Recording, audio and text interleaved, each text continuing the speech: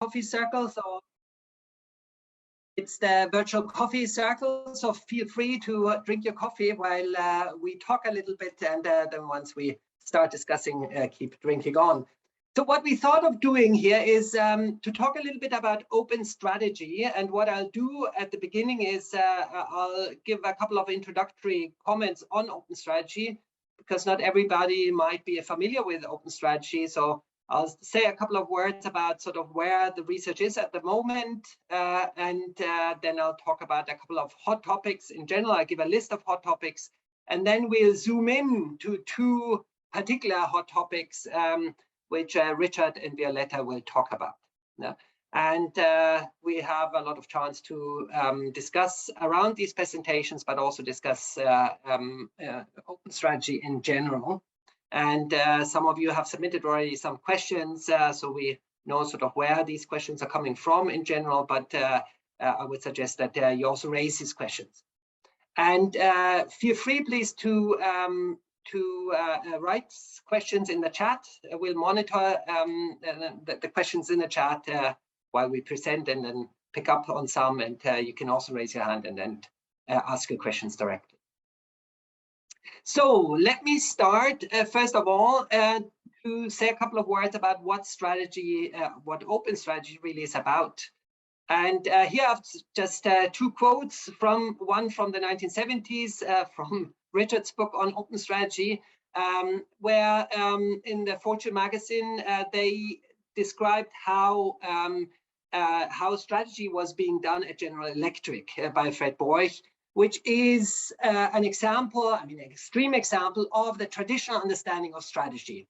There it says, Fred Boich, CEO at General Electric, keeps a secret strategic plan locked tightly in his desk. Boich drew the plan privately without consulting even his closest friends when he took the reins at General Electric 7 years ago. Boich guards his strategic plan like Cerberus at the gates of hell.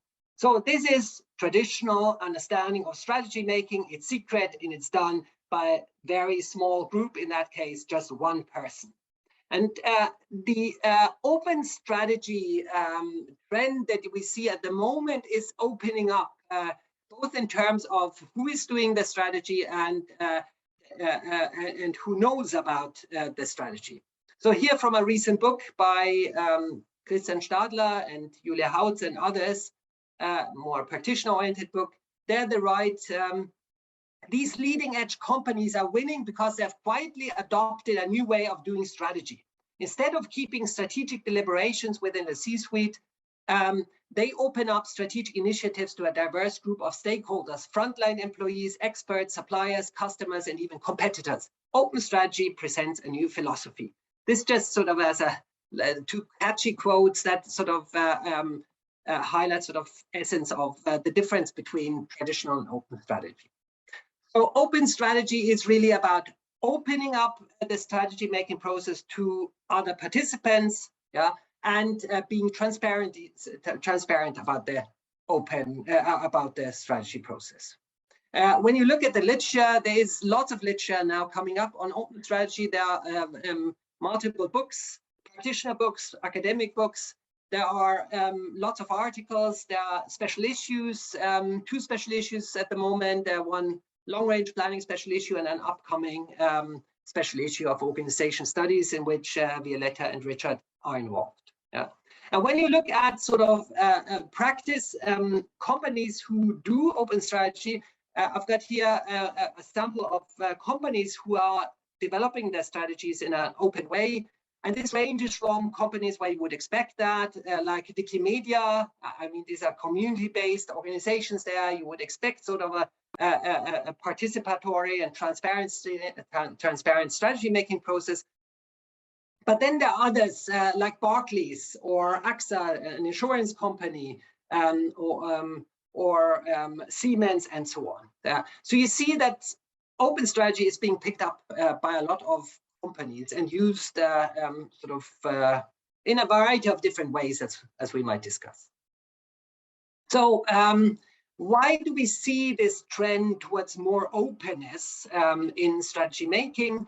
And here a graph from the first publication probably on open strategy in a more narrow sense by Richard and colleagues, where they look at different drivers and enablers of open strategy. I don't want to go through all of the 4 areas, but just generally there's a social trend towards disclosure regulation. You have to disclose more and more. There's also a generational change. People expect more transparency, more participation. They are not, they don't just accept being told what to do, and that they want to participate in things. The organizational aspects, like the transnationals, where you have to decentralize, and the more you decentralize, the more you also need to bring different people in. You have popularized expertise. It's not no longer that you have these narrow professions who do strategic thinking, but it's sort of a wider base of people who do these things and want to do these things where they have expertise in these areas. And technological, you have the new technologies which allow for more participation, allow for hundreds of people and thousands of people to participate in strategy making. You also have, on the other hand, so these are more enablers. On the other hand, you have WikiLeaks and things like that, which undermine sort of the attempt of keeping things secret. So information just spills over. People know about these things. So in that sense, openness happens also involuntarily. So why do organizations adopt open strategy? Why do they become more inclusive? Why do they become more transparent? What are the things that they wish to achieve with this openness? You could say it's like open innovation, the sourcing of new ideas, bring in different perspectives, seeing things from many different perspectives, increasing commitment, legitimacy. All of these are motivations and reasons why organizations open up. And on the transparency side, also by being more transparent, you simplify coordination. People know about things, they can collaborate more easily. It's trust building. It's the compliance with regulation. As I said before, there's a request for more information, and also legitimacy again as a very important point, or a very important aspect of creating transparency. So these are things we might also discuss later on a little bit more. Now, in terms of open strategy, we said open strategy is about inclusion, being more inclusive, having people participate in strategy making, and transparency, being more transparent and open about the strategy and about the strategy process.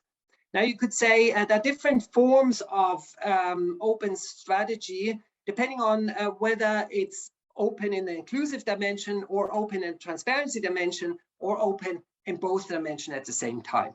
And here's some examples of forms of open strategy that are, for example, just inclusive but not very transparent, or just transparent without being exclusive, or both. And when you look at that, you might, here I've got an additional slide which is drawing on the Handbook of Open Strategy, where these 2 dimensions of transparency and inclusion are elaborated a little bit more. If you look at it closely, you could say, well, transparency is not just on a dimension from no transparency and high transparency, but you could also say transparency has itself different dimensions, like transparent in range and diversity of different topics, different audiences. Are you transparent about the process of being transparent, and so on? And the same you can say about inclusion, sort of how many participants are involved, for how many topics are they involved, what's the form of involvement? Is it just providing the comments, or are they involved in decision making? This is just to say you can go deeper into these 2 dimensions and unfold these 2 dimensions, because these 2 dimensions, transparency and inclusion, are themselves part of or unfold into many different dimensions. So in that sense, just the slide I showed you before with the transparency inclusion is a little bit of a simple form. If you look at it closely, in each of these 4 boxes, or the 3 boxes that relate to openness, you could sort of differentiate more. Related to that, you can say, and I come back to the somewhat simplified version, there are different dynamics of openness. You can sort of start increasing openness, and you can have different degrees of openness in both dimensions. You might just increase an additional dimension. You might be initially just inclusive but not transparent, and you might sort of add transparency, yeah. Or you might just have transparency and then add the other dimension, inclusion, to it, yeah. Or you might also have the opposite. You might also reduce openness, and you might, for example, reduce the dimension of transparency. You might reduce the dimension of transparency. Sorry, the dimension of inclusiveness. And there are some studies that have looked at these different dynamics, even though I have to say we don't know a lot about it. Now I come to my last slide, or penultimate slide. I've got one more slide. The dilemmas of openness. I talked before about sort of the different motivations behind opening up, but opening up also has some challenges. And you could say there are always some dilemmas. By opening up, you gain something, but you also lose something at the same time. Yeah? For example, by opening up the process, you gain access to wider source of knowledge, but at the same time, you compromise on speed, flexibility, control, and so on. Or I just take the last dilemma of escalation. Well, you might sort of open up in one dimension because you want to have some benefits in one dimension, but then you create an escalating expectation that people then also expect opening up in the other dimension. So for example, if you become more transparent, people start also asking for more participation, or if you're participating in the strategy process, you might then expect also more transparency and so on. So this is sort of an overview of sort of central aspects of open strategy that you can find in the existing publications. And I want to finish off with 10 hot topics in research on open strategy at the moment. Starting with the preconditions for participation, where we often talk about participation, we invite people to participate. Well, but it's not so easy just to participate. There are certain preconditions, particularly will and skill of the participants, as Richard will later on elaborate on a little bit more. Yeah. There is, when you do open strategy, there are new roles, and with the new roles also come different power relations within the strategy making process, something that Violetta will talk about. Yeah. And then the other hot topics like the impact of open strategy on strategy profession, the ethical questions of open strategy, multimodality in open strategy, emotions in open strategy, trust in open strategy, particular challenges of open strategy. I talked a little bit about the dilemmas of open strategy, but we don't know so much about it. We can go further, and that's something that we would consider a hot topic. Temporal dynamics of open strategy, which I pointed to already, and the impact of open strategy on strategy content. Yeah. So are strategies developed in an open process different from the ones that are developed in a closed process? So this is it from my side for the moment. Okay, so maybe we can start taking some of the questions now. So first question, how can we tell if a firm has adopted an open strategy approach?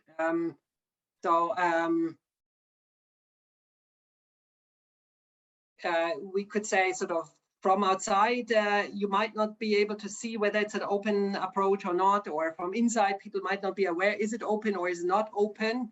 Maybe I can pick up on that a little bit. And there's an interesting thing that when you talk about openness, I mean, openness is not, it's open or it's closed. But as I mentioned already a little bit, you might have different degrees of openness, different dimensions of openness, and so on.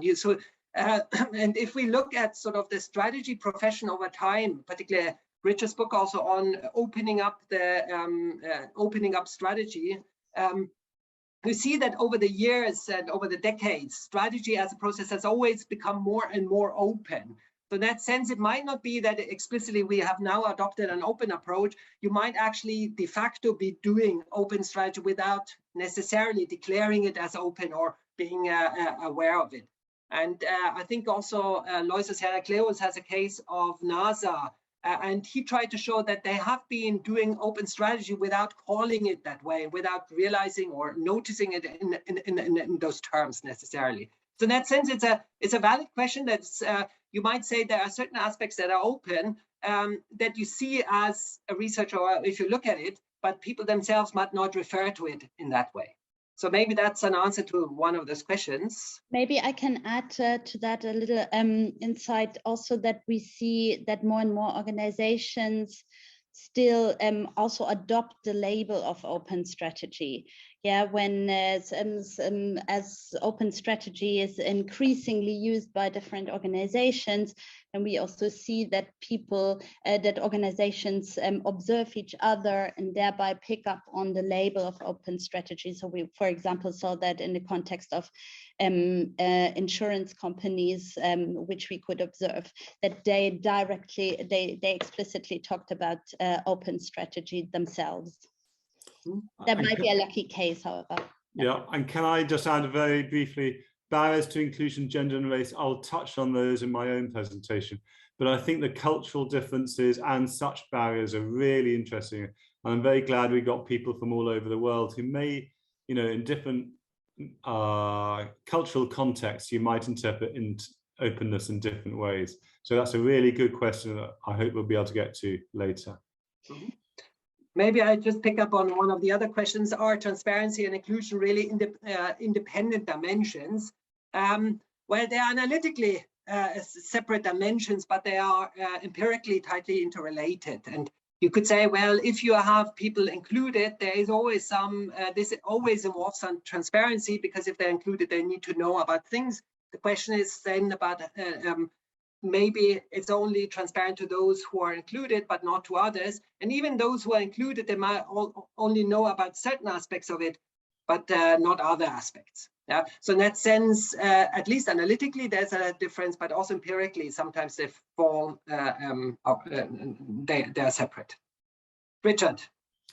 Yeah, only to add one thing, Violetta and I are doing this special issue on organization studies on open organizing in general. We came to the conclusion, yes, they're independent, but effective inclusion depends upon transparency. So without transparency, you can't have effective inclusion. So there's a kind of hierarchy. In a sense, transparency is the most fundamental. Mm-hmm. Inclusion without transparency is either dangerous or deceptive. Yeah, and in addition to that, since this was also a question raised, we also consider the delegation of decision rights as another dimension that is not primary in open organizing, but at least secondary or marginal. So it certainly plays a role, and I would say that's also the case in open strategy. However, in open strategy, we typically don't see so many cases in which the decision rights are distributed. Okay, maybe just one point related to the two-dimension transparency and inclusion as separate or independent dimensions. When you look at open innovation, just because there were a couple of questions on open innovation, in open innovation or innovation, you can have a lot of inclusion without transparency. You might contribute to something that is very narrowly described, but you don't know what will happen with the input you give. Whereas in strategy, you typically need quite a lot of transparency to understand sort of the situation in order to be able to make a meaningful contribution. So that's maybe also something that differentiates open innovation and open strategy, that in open strategy, you typically need a lot of transparency to meaningfully contribute, even though there are cases where this might not necessarily be the case. Good, I would suggest that we now move on with the presentation and come back to some of those questions after the presentations. Yeah. So Violetta, do you want to go next? And what we'll do now is Richard and Violetta will pick up on two of the hot topics that I mentioned, the first two hot topics that I mentioned, and talk a little bit about research that has addressed or falls into that area. Exactly. Thank you, David. So I would like to say a few words on what I think is a particularly hot topic, namely the concept and our understanding of power and roles in open strategy context. And as David already said, explained at the beginning, open strategy can be seen as a new trend.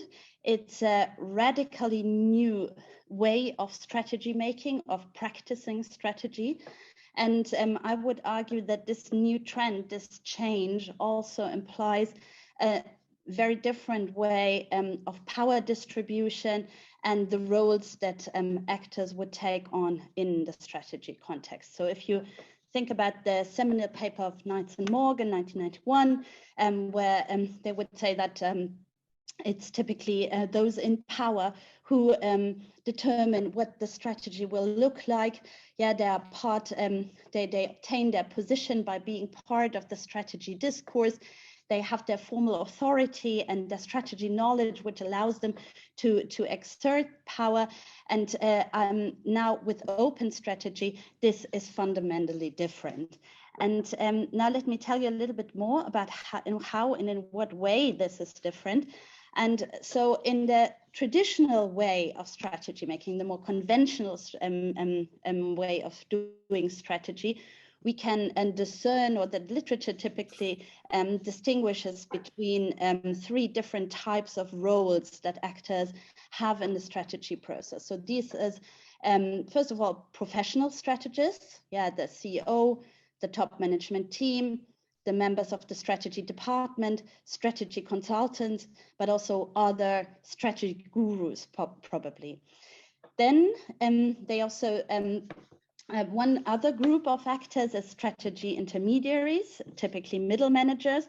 So those who translate the strategic ideas developed by the top management to the lower levels of the organization. And then finally, they also talk about non-strategists. So those who are tasked to implement the strategy rather than develop the strategy. And now what allows the professional mainly the professional strategists to exert power and in the strategy process is their formal position, so such as the CEO, for example, but also their strategy know-how. So for example, strategy consultants can have a say and have an influence, have power in the strategy process because of their particular strategy know-how. Now, when we contrast this with an open strategy approach, you could say that potentially anyone can be a strategist or can take on a role as strategist. So for example, an extreme case that is pretty well known is Wikimedia, in which they ask all internet users, all Wikimedians to share their view on how the future of Wikimedia should look like. So it was not a formal position or their strategy know-how that allowed them to be strategists, but more the distinctiveness of their knowledge, which means they brought in a different view. They brought in something that is new to the organization, an outside view, for example. And this is an entirely new way of, is a new power resource, you could say, that allows these actors these new strategy actors to have an influence on the strategy process and thus to exert power. Now, what we see already in the literature is that open strategy has empowering, but also disempowering effects. So typically, many studies argue that new strategy actors, and that could be externals, crowds, communities, but also internal actors like frontline employees, they gain power because they start influencing the decision-making, the strategy process by raising new ideas or even evaluating strategies. However, when they are empowered, this typically means that traditional strategy actors are disempowered. So they might lose power, or at least their power position is at stake and might be threatened, because the activities that they, with which they influence the strategy process is sometimes taken over or by the new strategy actors, or even they encroach on the activities of the traditional strategy actors, or at least they interfere in the activities of the traditional strategy actors. So when you think of strategy consultants, for example, they are often tasked with raising new ideas and moderating the strategy process. And now with having new strategy actors included in the strategy process, then their role could be obsolete because they don't need to raise these new ideas anymore. On the other hand, and this is why there's a reciprocal error here, is that these traditional strategy actors could also resist. For example, if they feel that their power position is at stake or threatened, they might resist and might perform activities in order to maintain their power, which in turn then could disempower the new strategy actors. And to illustrate that a bit better, I would like to refer to an example study that I published together with Paula Jazarkowski and David fairly recently. And so here we look at a case in which, or we look particularly at power struggles between frontline employees and middle managers in open strategy. So here 40 frontline employees were asked, they were invited to develop a new corporate strategy for an international financial institution. But at the same time, they also decided to include middle managers, not to co-develop the strategy together with the employees, but they were tasked to support the employees to moderate their discussions. So now what we found is that the frontline employees, they were now empowered, they were granted a say in the strategy process, they could raise their idea and thereby shape also how the strategy would look like. However, thereby they restricted the participation and thereby also the possibility to exert powers, in our case, of the middle managers as conventional strategists. So for example, the middle managers typically champion new strategic ideas, and now this activity was taken over by the frontline employees. So the more the frontline employees were empowered, the more the middle managers were disempowered. And what we also found is that in our case, the middle managers kind of resisted. So they started to find new activities with which they could maintain their influence, so with which they could maintain their power position. And by maintaining their power position, they restricted the participation of the frontline employees.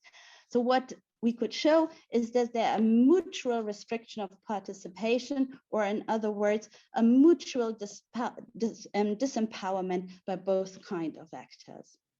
So even though this is an initial idea of how the topic of power could be approached, there are lots, this raises actually a whole bunch of new questions that could be raised on the topic.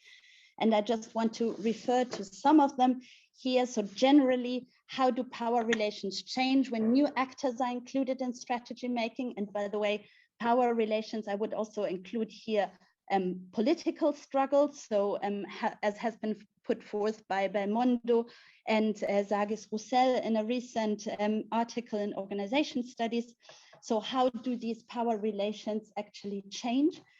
Then how do these relations differ when external or internal actors are included? So in this example study, we refer to internal actors, but that might look actually quite different when you look at external actors who do not typically take over activities from people within the organization. Then the power struggles could also look very different when you look at digital versus analog context. So again, in our study, we referred more to analog context. In digital context allows for broader scope of actors to be included. So this might also change how power could be exerted, but also what power resources these actors draw on. Another question is what and how and under what conditions are new actors empowered? So that might also relate now to Richard's presentation. So what allows them actually to have a say and really influence the process? Yeah, what are the conditions to being empowered? Then which power resources do new actors use to have an impact on strategy, and how do they use them? And then also how and under what conditions are traditional strategy actors disempowered? Is this always the case? In our case was very special in terms of having included middle managers. It's not in every strategy context that traditional and new strategy actors are included at the same time. So that means what are the general implications for those traditional strategy actors in terms of disempowerment? And then finally, also a question how to overcome power struggles. Yeah, so if we assume that there's a mutual disempowerment, a recursive disempowerment between these different types of actors, then what would be the measures to overcome this? Good, and thank you. So I'm not sure, I take some questions now, I believe. Yeah. Yes, yeah, thank you, Violetta. I would suggest that we take some questions here, we take them directly. Maybe if you close your presentation, we can see each other, and just raise your hand with questions. You can still put your questions in the chat, and then we can answer them also in the chat, but you can also raise your hand and ask directly. Yeah, I didn't follow the chat, so I'm not sure whether there were questions now. Yeah, that's not related to the to your presentation, but general questions. Any question related to power and roles, or maybe things that you have been looking at in terms of power and roles? Maybe one point or one question that is in the chat, which didn't relate directly to the presentation, but more generally is sort of who controls the open strategy process? Who decides on the open strategy process? Is now everybody involved in also sort of designing the open strategy process and deciding on that? And I don't know, Violetta, whether you want to respond to that, or I can also respond as you want. Well, yeah, from what I've seen is typically the decision-making authority still remains with the top management typically. So typically the top management at least tries to maintain control over the process. However, as David also raised, there is this dilemma of control. So it's sometimes very difficult as soon as the open strategy process becomes more and more active, that there could be dynamics that is hard to control for the management. So it takes on its own dynamic, you could say. And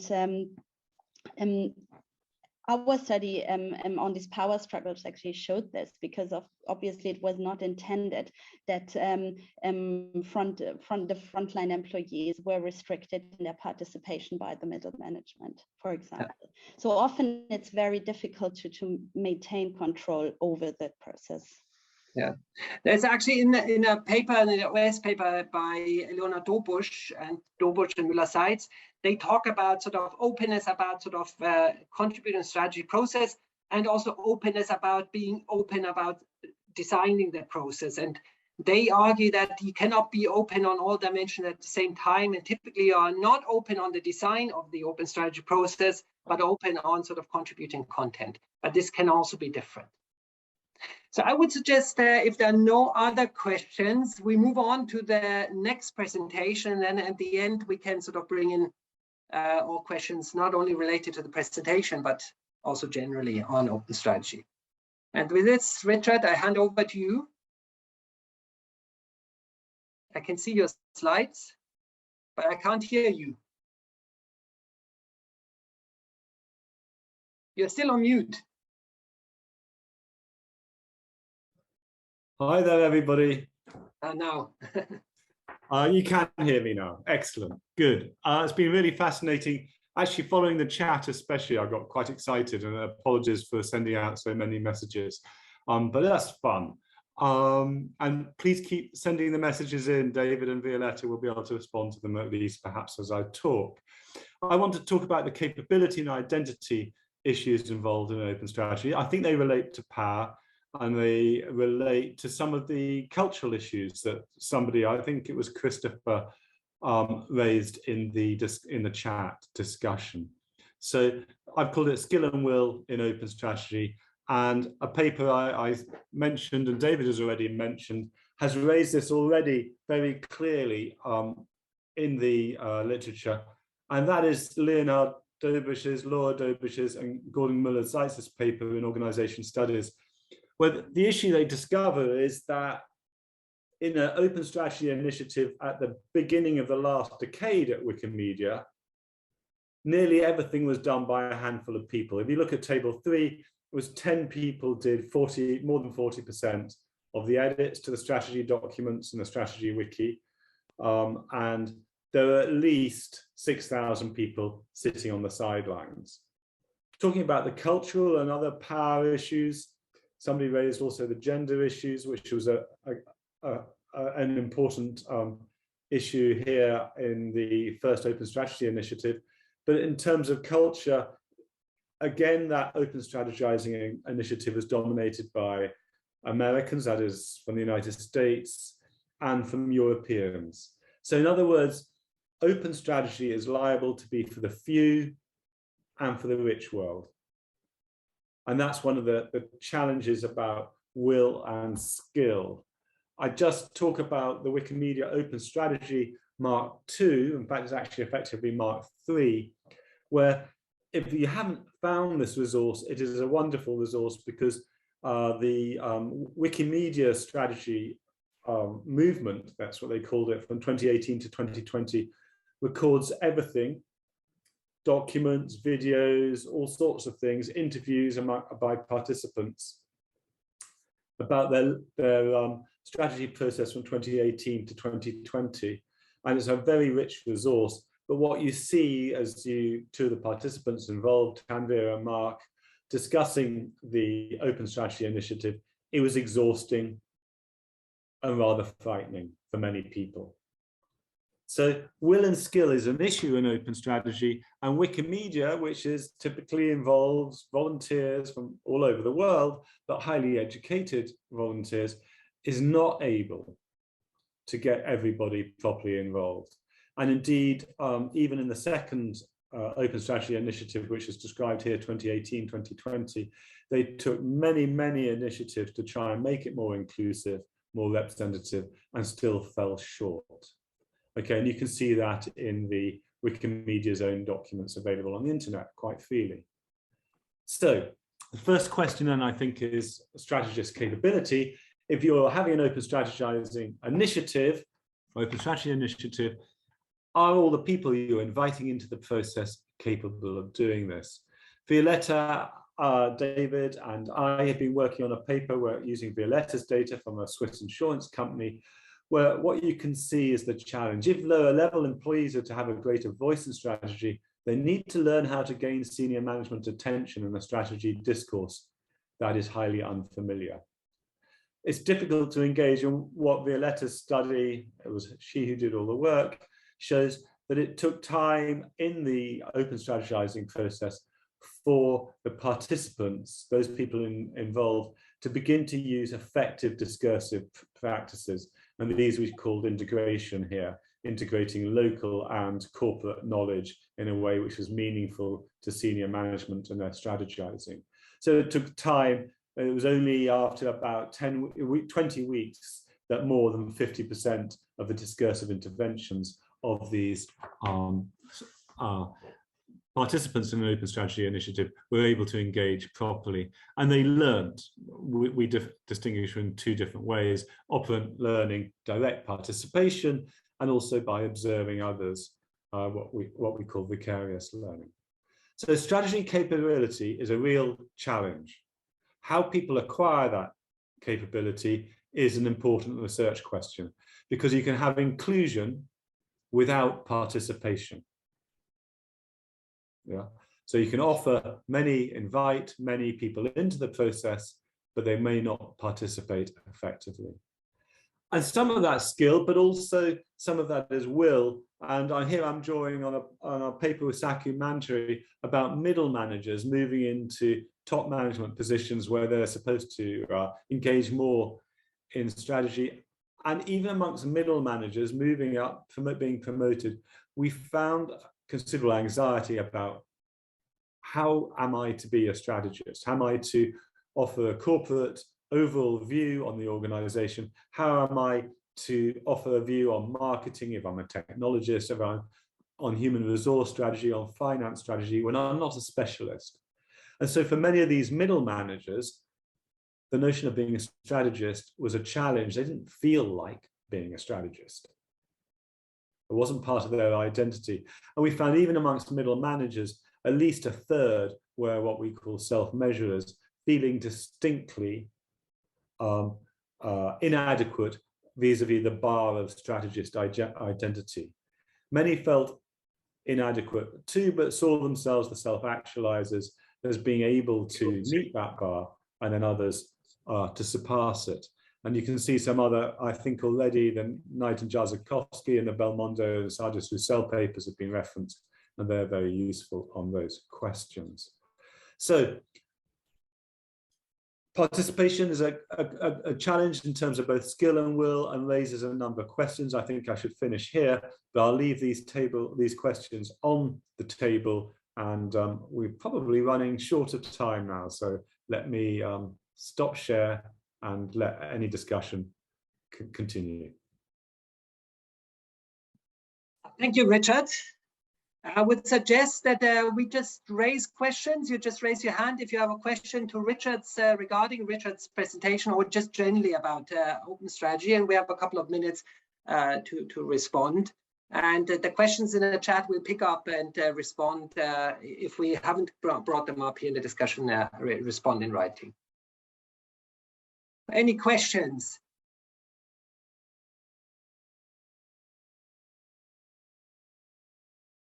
Maybe I can pick up one of the questions from the chat. One of the questions was also about leadership in those open strategy processes. What do we know about leadership? And I would say we don't know very much about leadership in open strategy processes. And what I think is interesting there is that you might have a dynamics of leadership, that in such a process, leadership might shift over the process, and you might see different people and based on different roles taking leadership of the process in different situations. But I would say that's also a hot topic or a topic where we haven't much research on. And just returning to Violetta's study, it's very clear that the chief executive, in this case it was him, he too had to learn how to nurture and nudge the participants in the open strategizing process. It didn't come natural to him to work with participants. He had to learn how to do that. Yeah. I mean, also what leadership means in these situations, and there it's the coaching of the participants, bringing them up to a level that they can actually actively participate and contribute. Maybe one question maybe just quickly to add to that, I think that's also an important aspect that has not been really examined yet. It's this psychological safety feeling for the participants. So their skills and competences, as Richard explained, but it's also whether they feel allowed and they feel safe enough to speak up. Yeah, that could be also related to other things like language skills, but also is it, I think this is a concept that's pretty well known in other literatures, but it's certainly also relevant here in the context of open strategy. One question that came up, and Richard responded to it already, but a question that often comes up is sort of how does open strategy relate to emergent strategy? Yeah, isn't what we see in emergent strategy that people from the bottom actually develop strategy? Isn't that open strategy?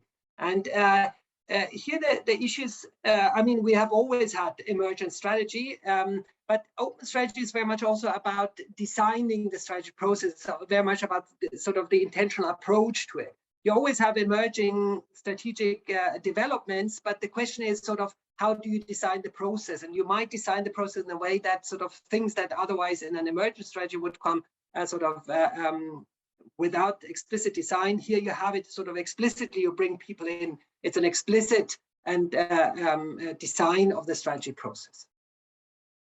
Now, some people raised their hands. Yeah, Rosalia, if I see the name correctly. Thank you. Let me. Okay. Good afternoon, everybody.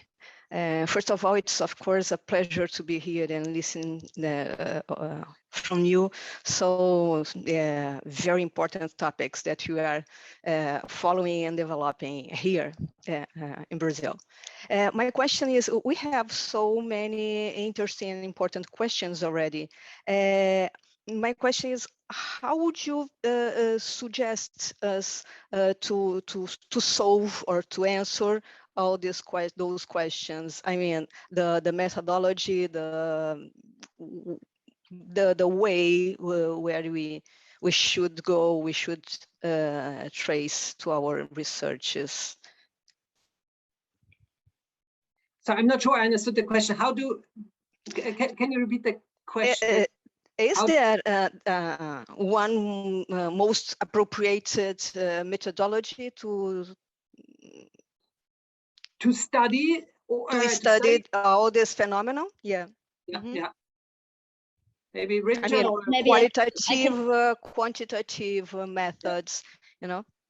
Yeah, so I can say a little bit about that. So quantitative, we don't see that many quantitative studies yet, maybe. Yeah. So I mean, this is also an emerging topic, a new phenomenon. So that I would say it's typical that we see a lot of explorative qualitative studies. But I would say that definitely quantitative studies would be good to have.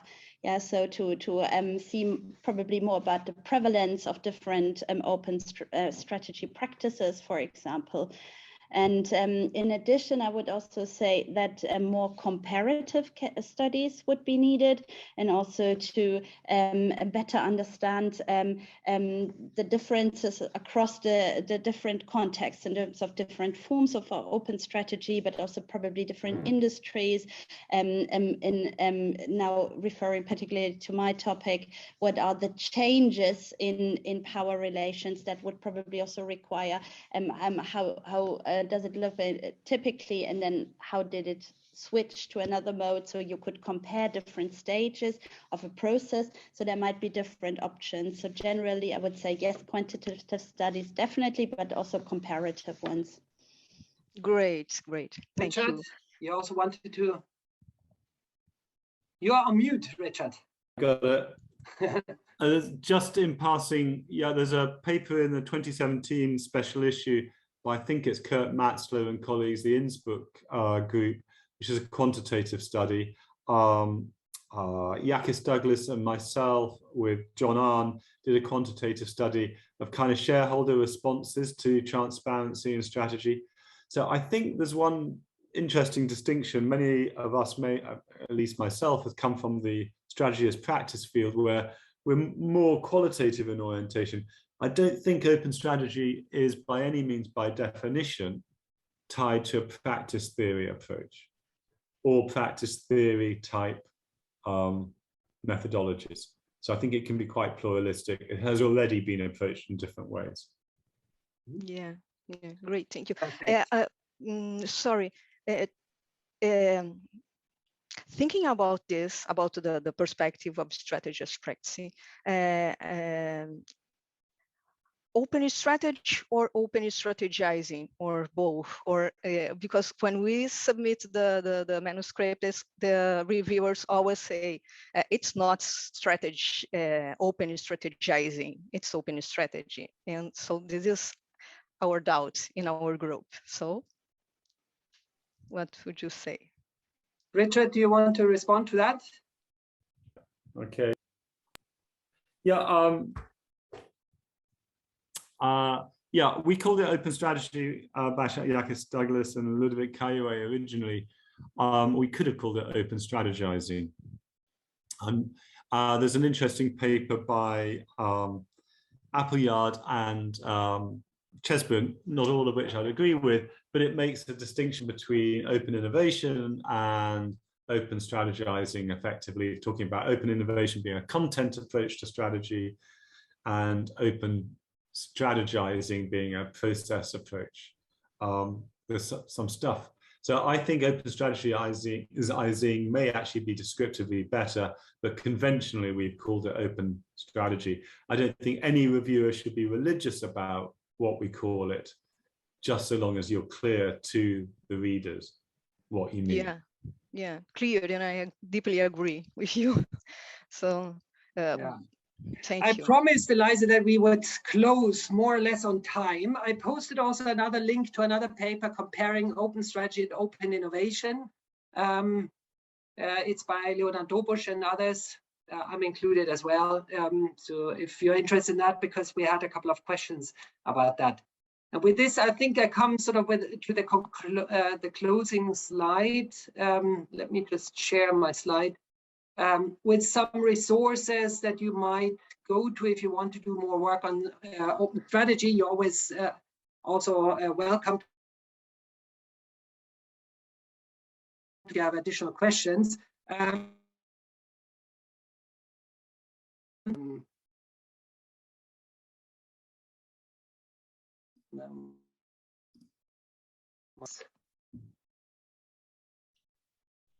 not sure if it's David's or my internet connection. Yeah, I think David, And we couldn't hear you in between. I think he was. Yes, I dropped out. So let me try again to share my final slide. Some resources for you, for those of you who want to get deeper into open strategy. If you're not familiar with open strategy or want to read up more, there are some key references on this slide where you could start, sort of from the original seminal paper by Richard up to a forthcoming special issue on open strategy at the bottom. There is also a community website if you want to engage with the community, if you have questions and so on, and engage with others. You might go to the community website, which is just in the process of being updated at the moment. So when you go on it, it might look a little bit outdated because it hasn't been updated for the last couple of months. But this is in the process of being relaunched, and there are announcements about upcoming events and so on. And then I might also direct you to upcoming events at the upcoming EGOS colloquium. We have a sub-theme on the topic. I mean, it might be too late now to submit your paper, but it might be good to know about it. There is an SMS panel in London at the Strategic Management Society conference organized by Violetta and others on diversity and inclusion in open strategy. And then next year at EGOS, there is a sub-theme on actors changing roles in open strategy and open organizing, which also includes Violetta as one of the conveners and some others. So if you want to engage in research on open strategy and engage with others, these are, I think, good opportunities and entry points for you. And anyway, if you have questions or anything, you're always welcome to contact us and or contact others. So I think with this, we have to close now. We're 10 minutes over time, even though I promised to be on time. Thank you very much for joining. It was a very interesting group. It would have been nice to discuss some more, but unfortunately, time is over. Thank you. Thank you, everyone. Thank you. Liza, thanks for organizing. Well, thank you to you for hosting it. It was a delight to listen to you. You're like the Justin Biebers of open strategy research.